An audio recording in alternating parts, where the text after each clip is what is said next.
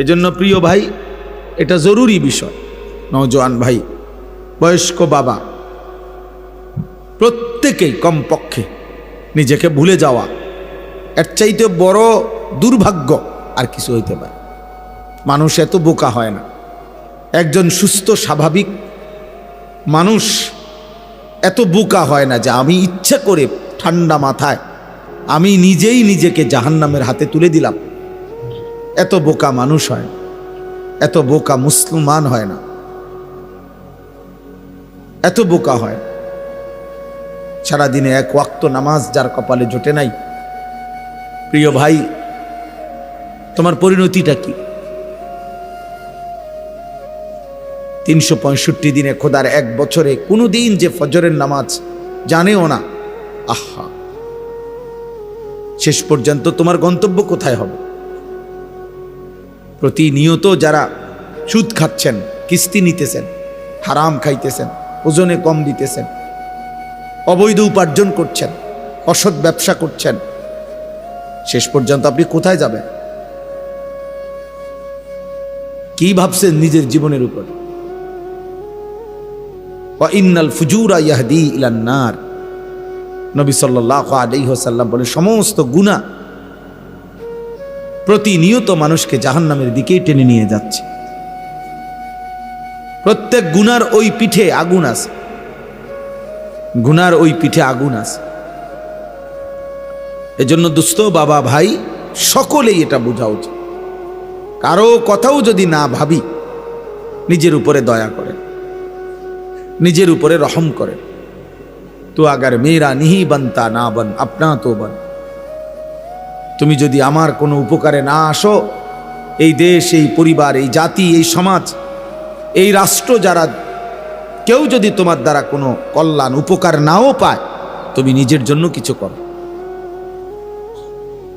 আপনা তো বন, নিজের জন্য তো হও, নিজের ভালোটাও করবা না। মানুষ এত বোকা হয়। একজন নওজোয়ান ভাই বলো, দোস্ত আমার, এটা কিভাবে সম্ভব যে সারাদিনে একজন মুসলমান একটা সেজদাও দিল না? মুসলমান কিভাবে সম্ভব? তোমার কি কোনো আল্লাহ নাই? তোমার কোনো নবী নাই? তোমার কোনো বাবা মা নাই? তোমার কোনো ধর্মের পরিচয় নাই? তোমার কোনো সৃষ্টিকর্তা নাই? তিনি কিছুই বলবেন না? আল্লাহ তাআলা বলেন, আয়াহসাবুনা আন্নামা নুমিদ্দুহুম বিহি মিন মালিন ওয়া বানিন ইউসারিউ লাহুম ফিল খায়রাত বাল লা ইয়াশউরুন। কিছু মানুষকে আমি আল্লাহ তাআলা দুনিয়ায় কিছু সম্পদ এবং সন্তান সন্ততি, ভাত মাছ চাল ডাল, স্ত্রী সন্তান, টাকা পয়সা, বাড়ি দালান, এগুলা কিছু দিচ্ছি বলে ও ভাবতেছে, নাফরমান মনে করতেছে আমি আল্লাহ তার উপরে খুব কল্যাণ করতেছি, আমি তার উপরে সন্তুষ্ট, খুশি, এই জন্য তার এই পরিমাণ দুনিয়া দিলাম। আল্লাহ বলে, বাল লা ইয়াশউরুন, না বান্দা, আসলে তারা বোঝে নাই যে দুনিয়া দিলে আমার সন্তুষ্টি বুঝায় না। কাউকে আমি আল্লাহ লক্ষ কোটি বারও যদি এই দুনিয়া, যদি 1000 বারও কাউকে পুরা দুনিয়া দেই, এটা আমার সন্তুষ্টির চিহ্ন নয়। ইবলিসকে তো আমি কিয়ামত পর্যন্ত হায়াত দিছি। ইবলিসকে আল্লাহ তাআলা হায়াত দিছে ইলা ইয়াউমিদ্দিন। আল্লাহ তাআলার কাছে সে যখন বিতাড়িত, আল্লাহ যখন তাকে বের করে দিছে, তখন সে হায়াত চাইছে। আল্লাহ আমাকে এই দুনিয়ার হায়াত পুরাটা দেন, একবার ইসরাফিলের ফু পর্যন্ত। আল্লাহ বলছে, যা দিলাম। তাহলে ইবলিসের চাইতে মালউন, রাজিম, অভিশপ্ত আর কে হইতে পারে? তাহলে আল্লাহর কাছে যে এতটা ঘৃণিত, আল্লাহর কাছে এতটা অভিশপ্ত, ওয়া ইন্না আলাইকাল লা'নাতা ইলা ইয়াউমিদ্দিন। আল্লাহ বলছে, আজকের থেকে নিয়ে কিয়ামত পর্যন্ত তোর উপরে আমি আল্লাহর লানত। এত লানত আল্লাহ যাকে দিলেন, অথচ তাকেই আল্লাহ বলছে, ঠিক আছে আমি তোকে আখিরাত পর্যন্ত হায়াত দিলাম, ইসরাফিলের ফু পর্যন্ত। ইবলিস কি মাঝখানে 2-1 মারা গেছে? কথা বলে না, মারা গেছে 2-1 বার। তো সেই প্রথম সৃষ্টি আদম আলাইহিস সালাম, উনাকে সেজদা না দেওয়ার অপরাধে, আল্লাহর হুকুম লঙ্ঘন করার কারণে, সেই থেকে যে সে শয়তান, আজ পর্যন্ত তার মৃত্যু হয় না। তাহলে কোন নেককার লোক এতদিন বাঁচছে? তো তাইলে দুনিয়া তো আল্লাহ তাকে দিছে, দুনিয়া তো আল্লাহ তাআলা ইবলিসকেই দিছে, এত লম্বা হায়াত দিছে। এই পৃথিবীতে সবাই তো বাঁচতে চায়, তো ইবলিসের সমান হায়াত তো এখনো কেউ পায় না। এই জন্য আল্লাহ বলেন, বান্দা, দুনিয়া যদি আমি 1000 পাও, 1000 বছরও যদি দুনিয়া পাও, তারপরও এটা আমার সন্তুষ্টির চিহ্ন না, সন্তুষ্টির চিহ্ন না। কাফের বেঈমানদেরকে আল্লাহ তাআলা প্রতিনিয়ত আমাদের চাইতে বেশি দুনিয়া দিয়ে রাখছে, অর্থ সম্পদ, প্রভাব প্রতিপত্তি, কিন্তু এটা আল্লাহর সন্তুষ্টি? আল্লাহ তাআলা বেঈমান মুশরিকদের উপরে রাজি খুশি? কথা বলে না। সন্তুষ্ট আল্লাহ? তাহলে তাদেরকে এত বেশি দুনিয়া দিলেন কেন? আমাদের দেশে 4 তলা 6 তলা বিল্ডিংওয়ালারে বড় লোক বলে। ইউরোপ আমেরিকার মধ্যে তো 4 তলা 6 তলা বিল্ডিং এ ছাগলও পালে না, ছাগলও তো পালে না ওইখানে। ওইখানে শূকর, যে ফার্মে পালে শূকর রাখে, ওইটাও তো সেন্ট্রাল এসি পুরাটা। আমাদের তো কোনো এক রুমে কেউ একটা এসি লাগাইলে, বাপরে কি বড় লোকে এসি লাগাইলে, এক রুমে লাগাইছে মাত্র। আর ওদের শূকরের খামার, ছাগলের খামারটাও তো এসি। আমার একজন পরিচিত লোক আছে, অস্ট্রেলিয়া থাকে। ওনার আমি জিজ্ঞাসা করছি, আপনি অস্ট্রেলিয়া কি করেন? বলছে হেলিকপ্টার দিয়ে সার দেই। কসম খোদা, হেলিকপ্টার দিয়ে কি দেয়? সার দেয় মিয়া। তার মানে বুঝাইছে যে কোম্পানির এত বড় প্রজেক্ট, 1000 একর সবজি করে, কৃষি করে, সেখানে সার দিতে গেলে এমনি দেওয়া সম্ভব না। হেলিকপ্টার দিয়ে কি দেয়? সার দেয়। আমরা দেশে হেলিকপ্টার দিয়ে সার দিব কোন সময়? এই নির্বাচনের পরের থেকে নাকি? এই ফেব্রুয়ারি নির্বাচনের পরের থেকে সার দিব হেলিকপ্টার দিয়া। আমরা দেশে অটো সইরেই তো শেষ হয়েছে না আমাকে, কি হেলিকপ্টার। তাহলে দুনিয়া তো আল্লাহ বেঈমানকে বেশি দিচ্ছেন ভাই। ওয়াদারনি ওয়াল মুকাদ্দিবিনা উলিন নি'মাতি ওয়া মাহিলহুম কালিলা। আল্লাহ তাআলা বলেন, আমার মুমিন বান্দা, মিথ্যাবাদী নাফরমান পাপীদেরকে অল্প কিছুক্ষণের জন্য দুনিয়াটা একটু দাও। আল্লাহ বলছে, দাও ওরে, দাও তো, আরে এত কথা বললো না তো, দাও তো ওরে দুনিয়া। 50 বছর দাও, খাক। 60 বছরের জন্য দুনিয়া দাও ওকে, এই নাফরমানকে দাও দুনিয়া। আল্লাহ বলেন, কিন্তু মনে রেখো মুমিন, বেশির থেকে বেশি 50 বছর, 60 বছর, 70 বছর ও নাফরমানি সত্ত্বেও দুনিয়া ভোগ করবে। কিন্তু আমি আল্লাহ বললাম, যেদিন চোখ বন্ধ হবে, কবর থেকে নিয়ে অনন্তকাল পর্যন্ত আর কোনো দিন আমি বেঈমানকে এক ঢোক পানিও আর দেব না, এক লোকমা খাবারও আর দেব না, আর কোনো দিন, আর কোনো দিন। ইন্না লাদাইনা আনকালাম ওয়া জাহিমা। আল্লাহ তাআলা বলেন, অবিশ্বাসী নাফরমানদের জন্য আমি আল্লাহ তাআলার কাছে নির্ধারণ আছে আগুনের শিকল, জাহান্নামের প্রজ্বলিত আগুন। পরে দেও দুনিয়া। এজন্য প্রিয় ভাই, বাবা, রাত গভীরে কমপক্ষে এটা ভাইবা, নওজোয়ান ভাই, তোমরা অনেক কষ্ট করছো, মাশাআল্লাহ। এই ভালোবাসার কোনো শব্দ দিয়ে বোঝানো যাবে না।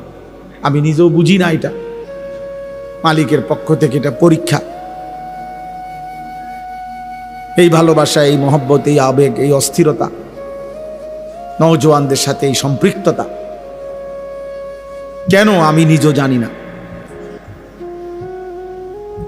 আমি তো কোনো আসলেও কোনো প্রার্থী না, আমার কোনো মার্কা নাই, এবং একেবারে দিল থেকে বলতেছি, কোনো ইচ্ছাও নাই, ইচ্ছাও নাই। এমন কোনো না যে ঘুরে ঘাড়াই আইজক কাইলক কইব, এমনও না, এখানেও না, আমার এলাকাতেও না। আল্লাহর জন্য পথে পথে ঘুরি, আখিরাতের আশায় ঘুরি। এই জন্য আমরা দয়া করে সবার কাছে অনুরোধ, নওজোয়ান ভাই, এই ভালোবাসা আল্লাহর জন্য হোক, এই ছুটাছুটি আল্লাহর জন্য হোক, এই মহব্বত আল্লাহর জন্য হোক। বলো আমিন। ভালোবাসা যদি আল্লাহর জন্য হয়, মহব্বত যদি আল্লাহর জন্য হয়, এগিয়ে আসা আল্লাহর জন্য যদি হয়, পরিবর্তনের জন্য, তো ইনশাআল্লাহ আগামীর পৃথিবী তোমাদের হাতেই কালেমার পতাকা উঠবে ইনশাআল্লাহ। প্রয়োজন পরিমাণ যুবক রেডি হচ্ছে, ঘাবড়ায়ও না। তোমার মতো আমার মতো দুই চারজন অপদার্থ ছাড়াও ইসলাম বিজয় হবে, কসম আল্লাহর। আল্লাহ নবী সাল্লাল্লাহু আলাইহি সাল্লাম বলছে, উম্মত শোনো, যদি কোনোদিন শোনো যে কিয়ামতের আর একদিন বাকি, তবুও মনে রাখবা মাহদী আসবে, আর সারা বিশ্বময় ইসলামের বিজয়ের পতাকা উড়বে।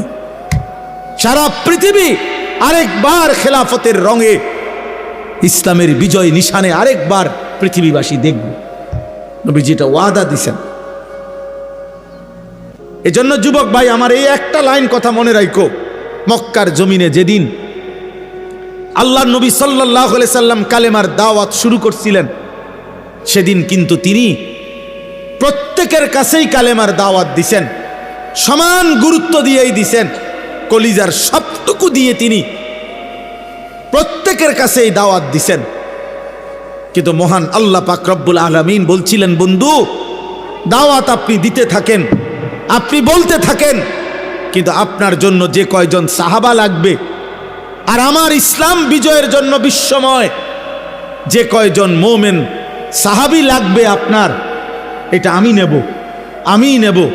লাগবে যে কয়জন আমি নেব, যাদেরকে আমি চাই নেব, যাদেরকে আমি চাই নেব না।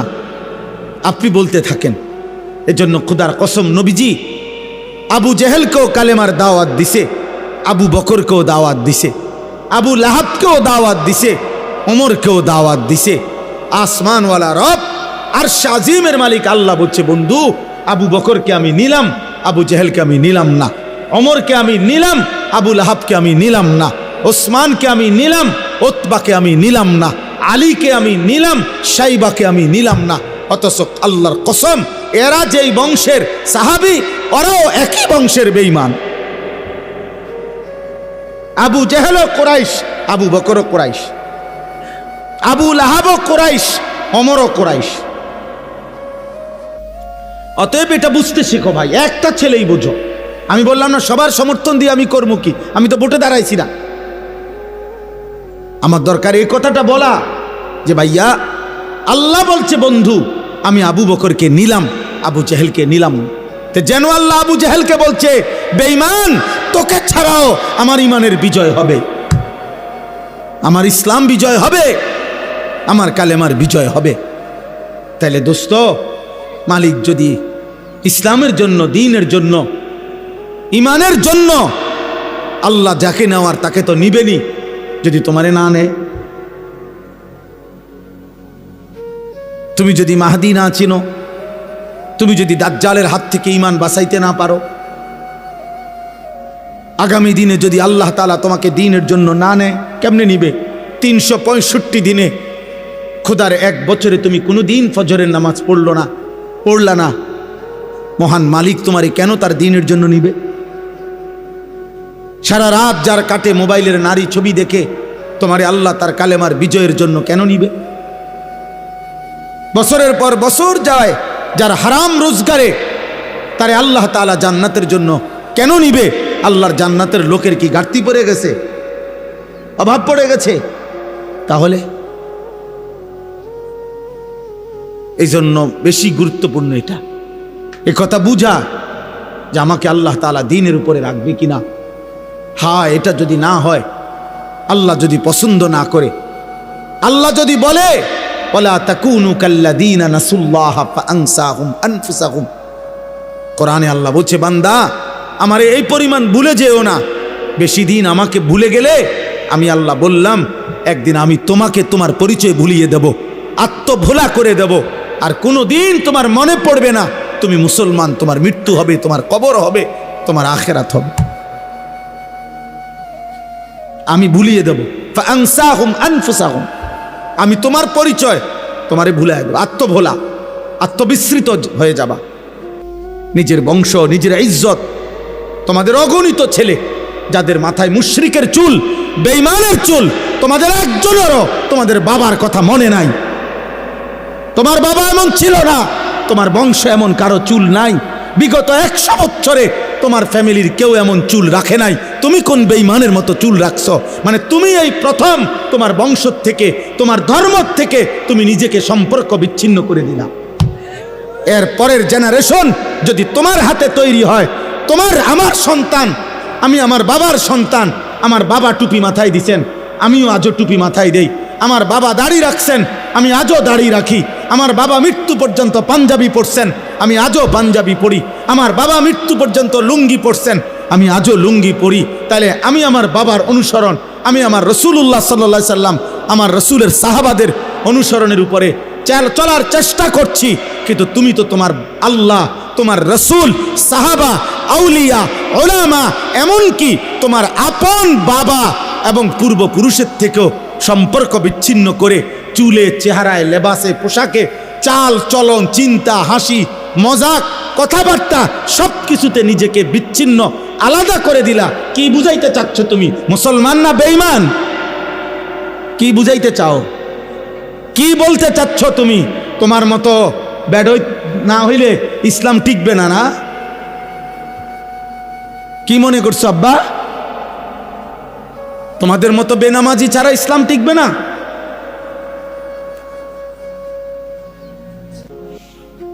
গত আমলে বাংলাদেশের সমস্ত পণ্যের দাম উঠানামা করে, একটা পণ্যের দাম কমে আবার বাড়ে। আচ্ছা, এটা সবসময় একটা চলমান ধারা।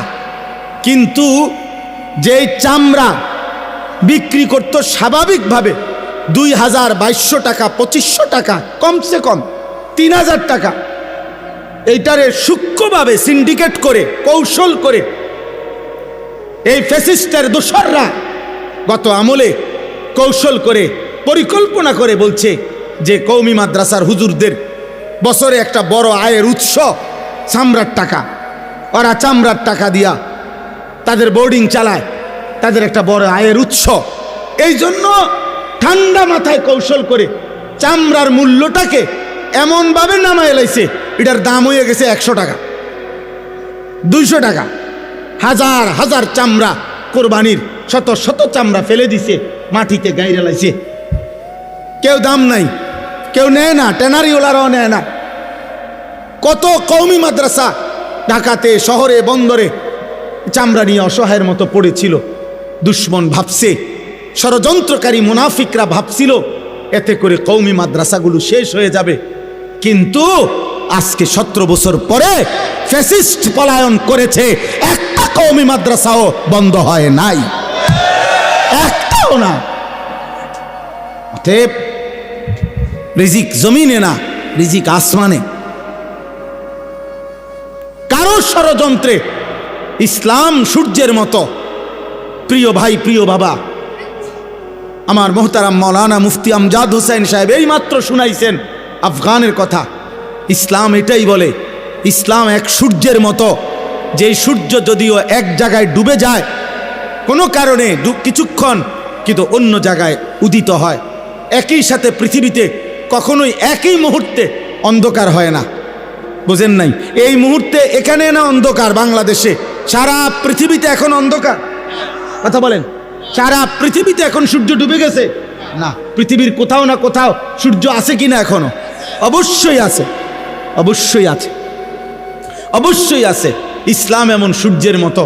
কোনো জায়গায় যদি কোনো সময় কোনো প্রেক্ষাপটে মুসলমান নির্যাতিত হয়, মুসলমান ব্যাপকভাবে যদি শহীদ হয়, শেষও হয়ে যায়, কিন্তু একই মুহূর্তে পৃথিবীতে ইসরাফিলের ফু পর্যন্ত কখনোই ইসলাম চূড়ান্ত একসাথে ধ্বংস হবে না, এটা আল্লাহর ওয়াদা। এই জন্য যদিও গাজা, ফিলিস্তিনের মুসলমান রক্তের দরিয়ায় ভাসতেছে, কষ্টের দরিয়ায় ভাসতেছে, অভুক্ত হয়ে মরতেছে। যদিও রক্তর জমছে, শাহাদাতের খুন দিতেছে, দেখলে মনে হচ্ছে মুসলমান শেষ। না, আল্লাহ বলছে আবার তাকিয়ে দেখো, আফগানে ইমানের সূর্য পথপথ করে উঠছে, ইসলামের সূর্য উঠছে। ইসলাম ডুবে নাই, ইসলাম হারে নাই, ইসলাম হারে নাই। সারা পৃথিবী একবার হলেও, গোটা ইউরোপ, গোটা উন্নত বিশ্বের সমস্ত পরাশক্তি একবার হলেও, একাকী হলেও কলজার মধ্যে একটা কাঁপ দেয়, শুধু একবার আফগানের নাম উচ্চারণ হয়। এ মুসলমান। হজ্জের মধ্যেও আমরা দেখছি বারবার এ তাওয়াফ করতে করতে, আল্লাহর ঘরের মধ্যে তাওয়াফের সময় যেই কোনোখানে আফগানি একটা মানুষ, ওরে দেখলে বোঝা যায় এটা আলগা কিছু, আলাদা মানুষ, এক বাহাদুর, এক বীর, এক মর্দে মুজাহিদ। অতএব ইসলাম হারে নাই বাবা। গাজার মুসলমান আবার দাঁড়াবে। একদিন ভোর হলে শুনবা বাপ, ফিলিস্তিনেও বিজয়ের পতাকা উঠছে। একদিন শুনবে ইসরায়েলের বেঈমান হেরে গেছে। ইনশাআল্লাহ, ইনশাআল্লাহ, ইনশাআল্লাহ। ইমামে মাহদি ফজরের নামাজ পড়ে ঈসা আলাইহিস সালাম সহ দাজ্জালের বাহিনী আর ইয়াহুদির বাহিনীর বিরুদ্ধে ফজরের নামাজের মুসল্লিদেরকে নিয়ে রওনা হবেন। কসম খোদার, এটাই কিতাবের ভবিষ্যৎবাণী যে ফজরের নামাজ পড়ে তিনি রওনা। আসরের ওয়াক্তে ওয়াক্তেই মসজিদে আকসা সহ গোটা জমিন আল্লাহর দিন বিজয় করে ফেলবে। হ্যাঁ হ্যাঁ, ইমানের বিজয় হবে, ইসলামের বিজয় হবে, আল্লাহর কালেমাই থাকবে, তুমি থাকতা না। চরিত্রহীন থাকবে না, লম্পট থাকবে না, নারী লোভী থাকবে না, জিনাকার ব্যভিচারী থাকবে না, অসৎ জুয়ারি থাকবে না, মদখোর আর নেশাখোর আর গাঁজাখোর থাকবে না। তোমার নাম পৃথিবীতে থাকবে না। কোন নাফরমানের নাম থাকে না রে বাপ। ফেরাউনের নাম আজ পৃথিবীর কোনো কুত্তার নামও নাই। পৃথিবীতে কোনো কুত্তার নাম ফেরাউন কেউ রাখে না। পৃথিবীর কোনো কুত্তার নাম কেউ নমরুদ রাখে না। পৃথিবীর কোনো কুত্তার নাম কেউ আবু জাহেল রাখে না। পৃথিবীর কোনো কুত্তার নাম কেউ আবু লাহাব রাখে না। অথচ ইউরোপে, উন্নত বিশ্বে তারা কুকুরের নাম রাখে, কারণ কুকুর ফালে, তারা নাম ধরে ডাক দেয় কুকুরে, টম, জেরি, এগুলো নাম ধরে। বেঈমানের নাম থাকে না, নাফরমানের নাম থাকে না। তুমি নষ্ট হইও না বাপ, তুমি ভুল করছো, তুমি ভুল করছো। এই চুল তোমার ইজ্জত দিবে না, এই চুল তোমার অপমান করে।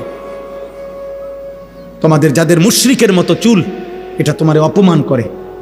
বেঈমান তোমাদেরকে নিয়ে হাসে ওইখান থেকে বৈশা, ওরা হাসে, দেখো ওর নাকি আল্লাহ বলে রব, ওর নবীর নাম নাকি মুহাম্মদ সাল্লাল্লাহু আলাইহি সাল্লাম, ওর ধর্মের নাম নাকি ইসলাম, ওর কিতাবের নাম নাকি কোরআন, ও নিজে বলে নাকি ও মুসলমান।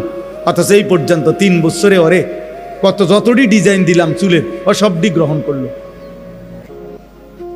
ওরে যা দেই ওই তাই নেয়। ওরে নারীর ছবি, অস্থির দৃশ্য, উলঙ্গ অস্থির দৃশ্য যা দেই, নাফরমান সব নিচ্ছে। ওই কিসের মুসলমান? আহা,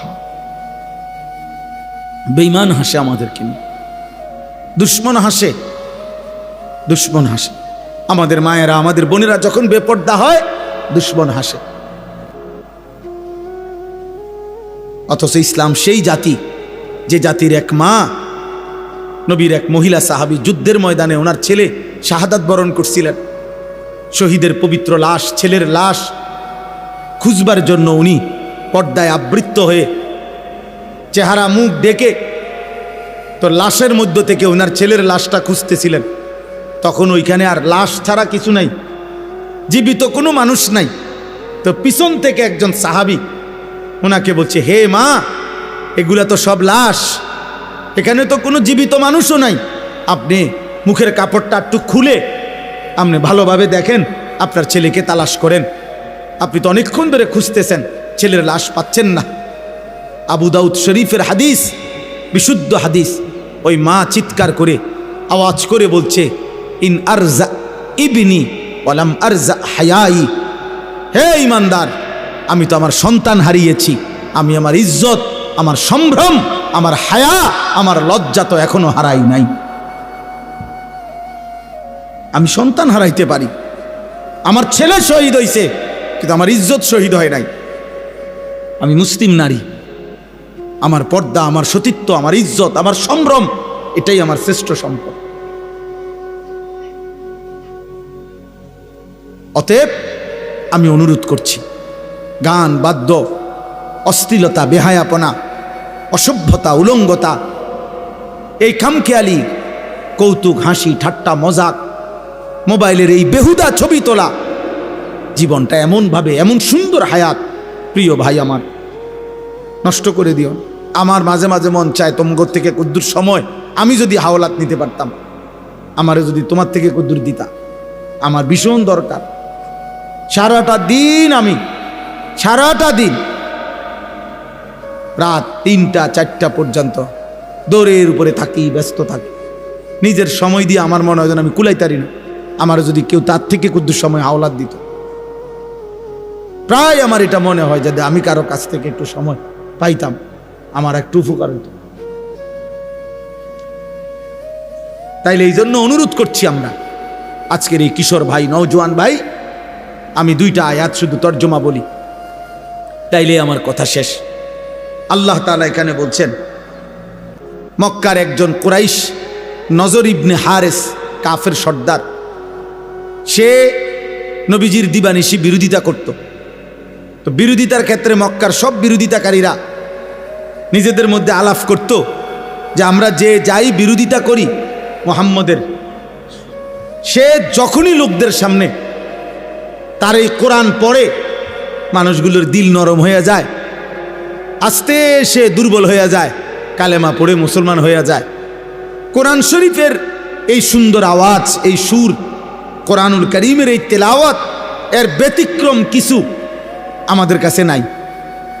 তখন এই মক্কার কুরাইশ কাফের নজর ইবনে হারেস, সে ব্যবসার জন্য গেছিল ইরান, মানে পারস্য, ইরান দেশে। ওইখানে গিয়ে সে ব্যবসা করার ফাঁকে একটা জিনিস দেখছে। কি?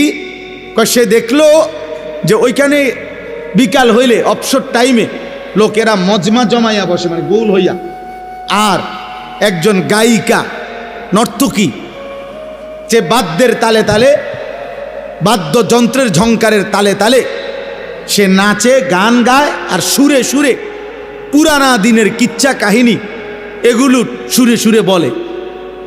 আর আশেপাশের লোকগুলা একদম মৌমাছির মতো চাক দইরা তার দিকে তাকাইয়া থাকে।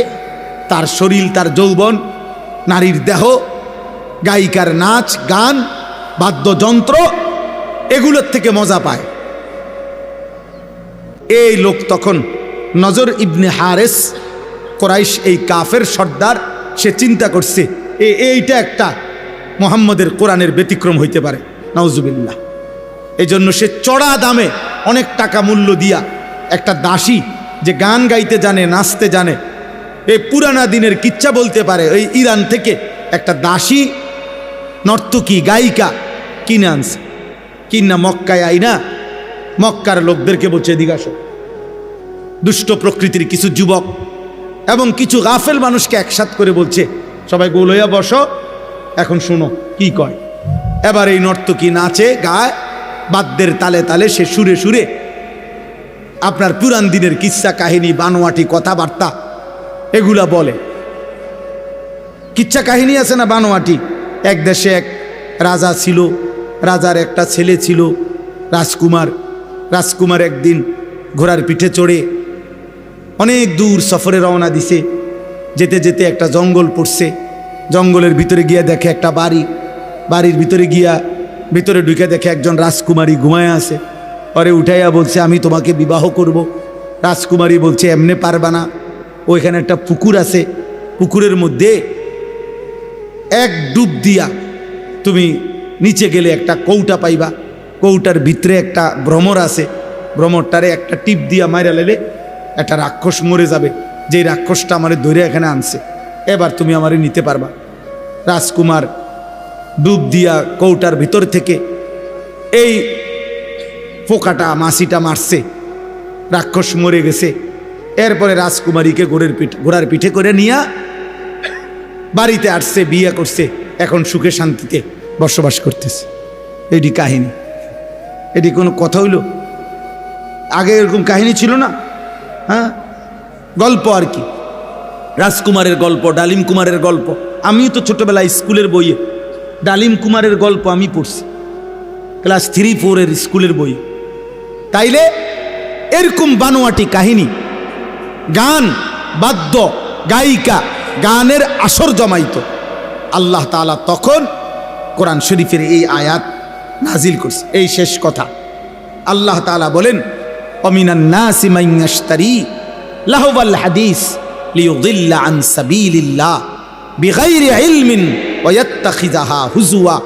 আল্লাহ বলেন, বন্ধু, কিছু মানুষ আছে এমন যারা অনর্থক কথাবার্তার জন্য এই হারাম গান, বাদ্য, গায়িকা, বাদ্যযন্ত্র এবং অসার, অবান্তর, অপ্রয়োজনীয় বেহুদা কথাবার্তার আসর জমায়, এরকম ব্যবস্থা করে, সংগ্রহ করে।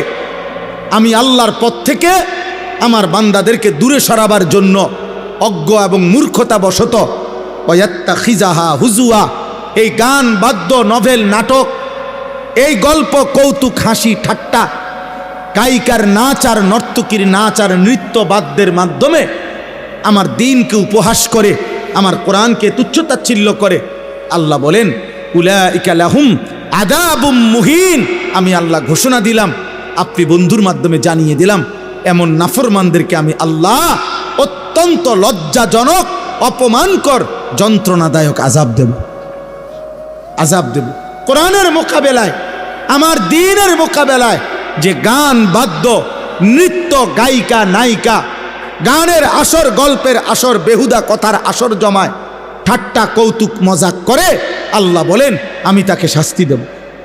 আজকে এই কথাটাই আমি শুধু নসিহত করলাম। প্রিয় ভাই নওজোয়ান, দিন রাত সময়ের বেশি অংশ তোমরা তোমাদের মোবাইল দিয়ে কি করো বলো আব্বা? হয় নারী দেখো, নয় ছবি দেখো, নয় গান শোনো, নয় বাদ্য শোনো, নাই তো বেহুদা ফালতু কথাবার্তা, অশ্লীল ছবি, অপ্রয়োজনীয় কাজ ছাড়া এতটা সুন্দর হায়াত, যৌবনের এই শক্ত সামর্থ্য শরীর নষ্ট করে দিচ্ছ।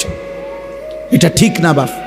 এজন্য আমি আজকে এই রাত গভীরে প্রত্যেকটা যুবক সহ বাবা, ভাই সকলকে অনুরোধ করছি, বয়স্করাও যারা চা দোকানে আড্ডা দেন, বয়স্ক বাবা যারা নাটক সিনেমার সামনে আড্ডা দেন, বয়স্ক বাবা যারা টেলিভিশনের সামনে ঘন্টার পর ঘন্টা বসে থাকেন, আপনাদের কাছে বলছি, ইমামে আজম আবু হানিফা, আমাদের ইমাম, পরিষ্কার তিনি বলছেন, সিমাউল আগানি ফিসকুন, গান শোনা এটা প্রকাশ্য পাপ, অত্তালাজ্জুদু বিহা কুফরুন। ইমামে আজম আবু হানিফা বলেন, গান শুনে যদি কেউ মজা পায়, স্বাদ পায়, আহ আহ করে উঠছে, অথবা এরকম তাল মারছে, অথবা পায়ের তাল ঝুমকুরের সাথে, বাদ্যের সাথে, গানের তালে যদি সে ডোলে, মজা পায়, নড়াচড়া করে, স্বাদ পায়, আহ করে, হ্যাঁ আওয়াজ করে, ইমামে আজম আবু হানিফা বলেন এরকম স্বাদ এবং মজা পাওয়া কুফরি, কুফরি, কুফরি। তাইলে দোস্ত, হতে পারে গান, হতে পারে বাদ্য, এই গায়িকা, এই নর্তকী একদিন তোমার ঈমান হারা করে কবরে পাঠায় দিবে, কবরে পাঠায়। হযরত ওমর ইবনে আব্দুল আজিজ রাহমাতুল্লাহ আলাইহি বলছেন, যে কলিজার ভিতরে আল্লাহর কোরআন আছে সেখানে গান থাকতে পারে না, আর যেই কলিজার ভিতরে গান আছে, গানের আকর্ষণ আছে, ওই দিলের মধ্যে আল্লাহর কোরআন থাকতে পারে না। লা ইয়াজতামিউ ফি কলবিন ওয়াহিদিন আল কোরআন ওয়াল গিনা, ইম্মাল কোরআন ওয়া ইম্মাল গিনা, হয় গান থাকবে নয় কোরআন থাকবে। আমার কাছে আরবি কিতাব আছে, ইমাম ইবনুল কাইয়িম আল জাওজি রাহমাতুল্লাহ আলাইহির বিখ্যাত কিতাব, ওইখানে আছে। তিনি বলছেন যে পূর্ববর্তী জামানায় এমন ব্যক্তি এই পৃথিবীতে অতিবাহিত হয়েছে, নাউজুবিল্লাহ, আজীবন গান আর বাদ্যের সাথে, নৃত্য আর নারীর সাথে যার জীবন কেটেছে, খোদার কসম কিতাবে লিখছে, আরবি কিতাবে, যে মৃত্যুর সময় ওই নাফরমানকে বলা হয়েছে কুল লা ইলাহা ইল্লাল্লাহ মুহাম্মাদুর রাসূলুল্লাহ, কালেমা পড়তে তাকে যখন বলা হয়েছে অহুয়া ইউরাদ্দিদু আবিয়াতাম মিনাল আগানি, তখন সে তার সারা জীবনের গানের বাক্যগুলো কেবল দোহরাইতেছিল। আল্লাহর কসম কিতাবে লিখছে শেষ পর্যন্ত এই গানের শব্দ বলতে বলতেই কালেমা ছাড়া বেঈমান হয়ে কবরে চলে গেছে।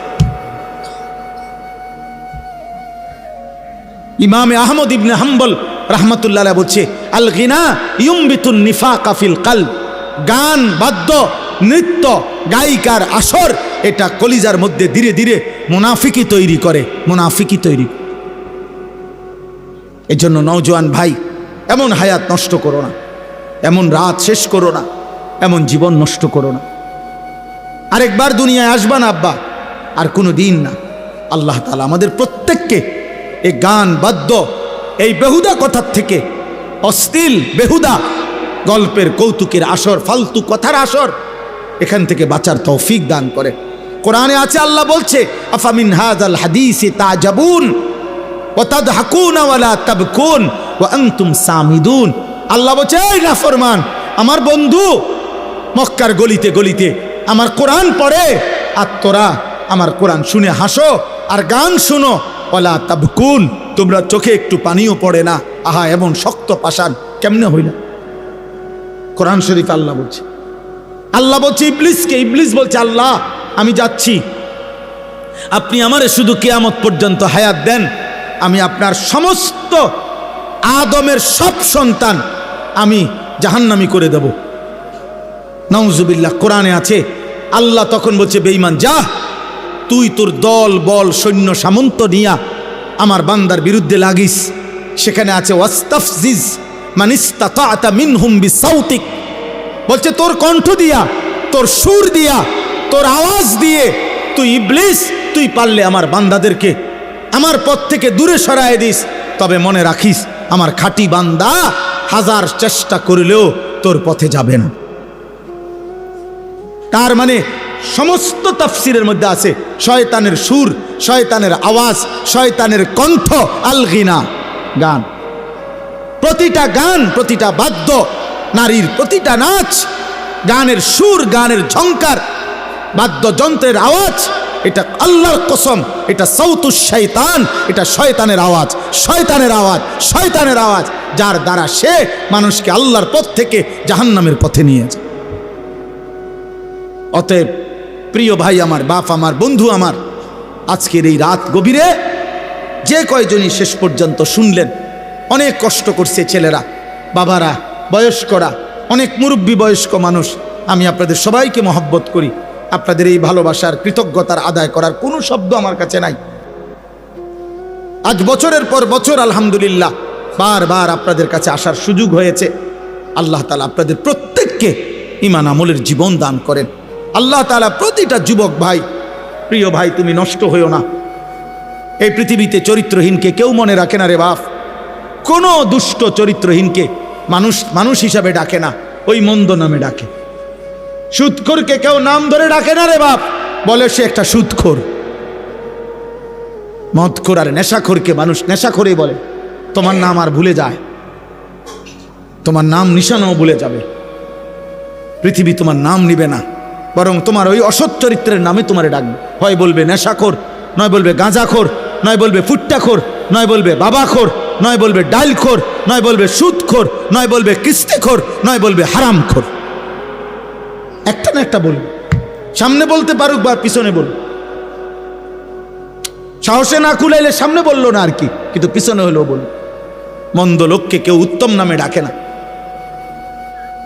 অসৎ চরিত্রবানকে কেউ উত্তম নামে ডাকে না। আল্লাহ আমাদের প্রত্যেকটা ছেলে, প্রত্যেকটা সন্তানকে হেফাজত করেন। আল্লাহ তাআলা কবুল করে নেন এই শাহেদা গোপ দারুল উলুম মুঈনুল ইসলাম মাদ্রাসা এতিমখানা। আজ 66তম মাহফিল। আল্লাহু আকবার। 66 বছর ধরে যে মাদ্রাসা তার আপন গতিতে এগিয়ে যাচ্ছে, আল্লাহ তাআলা যেন ইসরাফিলের ফু পর্যন্ত এই মাদ্রাসা কায়েম করে দেয়। মালিক চাইলে হবে না? 66 বছর যে মালিক টিকায় রাখছেন, 66 বছরও তো সে মালিক টিকাইতে পারেন ইনশাআল্লাহ, ইনশাআল্লাহ, ইনশাআল্লাহ। আমাদের শ্রদ্ধেয় জনাব কেনু মাস্টার সাহেব, উনি আমারও মহব্বত করতেন। সামনে আসতেন, বসতেন, কথা বলতেন। আল্লাহ তাআলা ওনার কবরকে নূরে নূরে নূরান্বিত করে দেন। আল্লাহ আপনি আমাদের সবাইকে মাফ করে দেন। প্রিয় ভাই, প্রিয় নওজোয়ান, আমি বাস্তবিক অর্থে কারো কোনো ধাক্কাধাক্কি আমার মূল মাকসাদ না। আমরা সবগুলো ছেলে, তোমরা নওজোয়ান, এটা আমার একটা ছোট্ট ফিকির। চেষ্টা করি নিয়মিত যে কিশোর নওজোয়ান মুসলমানের ফিরবে। হয়তো আমরা একদিন থাকবো না, কিন্তু ইনশাআল্লাহ আমাদের বর্তমান নওজোয়ান, এখন যাদের বয়স 16 বছর, 18 বছর, 20 বছর, আমাদের দিলের একটা হিসাব আর কি, মনের একটা চাহাত, মনের একটা বোঝাপড়া, যে আমার মনে হয় আর কি আগামী দিন ইনশাআল্লাহ এদের মাঝ থেকেই ইমানদার যুবক মাহাদির পক্ষে লড়বে ইনশাআল্লাহ। এটা আমার দিল বলে, আমার দিল বলে। আমি এটার কোনো দলিল দিচ্ছি না, আমি এমনি বলছি, আমার ব্যক্তিগত আবেগ, আমার মনে হয়। নাই তো আলহামদুলিল্লাহ চতুর্দিকে আমরা এটা দেখি। আলহামদুলিল্লাহ এখন শুধু আমি একজন বক্তা না, আলহামদুলিল্লাহ সব বক্তা ওলামা আলহামদুলিল্লাহ এখন ব্যাপকভাবে মাহফিলে, নওজোয়ান খুব বেশি মাহফিলে আসে, খুব আসে।